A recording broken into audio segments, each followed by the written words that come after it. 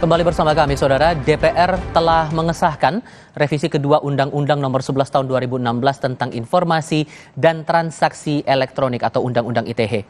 Pengesahan tingkat 2 diambil dalam rapat paripurna ke-10 di DPR pada Selasa siang. Pengesahan revisi Undang-Undang ITE diambil usai Ketua Panja RUU ITE Abdul Haris Almasyari memaparkan poin-poin perubahan revisi Undang-Undang ITE dalam rapat paripurna. 9 atau dalam hal ini seluruh fraksi sebelumnya telah menyepakati perubahan kedua Undang-Undang ITE untuk kemudian disahkan menjadi undang-undang dalam rapat pengambilan keputusan tingkat 1 pada 22 November lalu.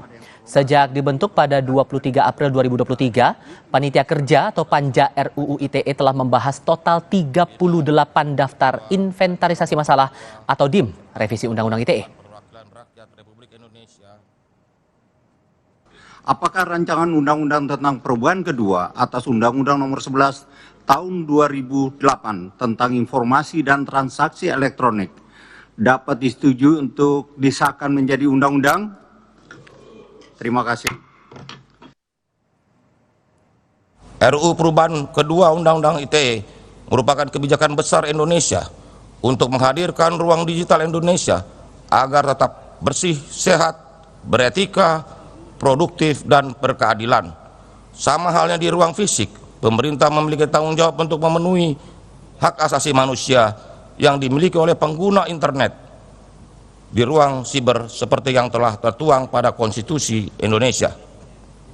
Pemerintah bertanggung jawab untuk menjamin kemerdekaan menyatakan pikiran dan kebebasan berpendapat.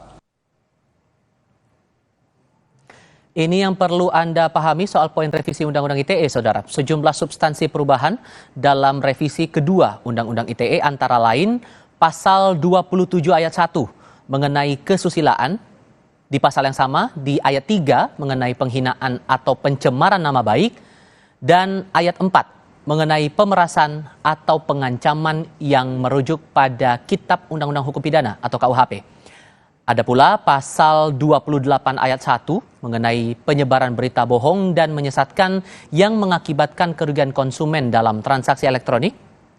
Kemudian di pasal 28 ayat 2 mengenai penyebaran berita bohong dan menyesatkan serta perbuatan yang menimbulkan rasa kebencian atau permusuhan berdasarkan sara.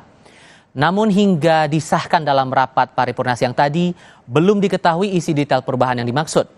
Naskah perubahan belum dapat diakses dan disebarluaskan.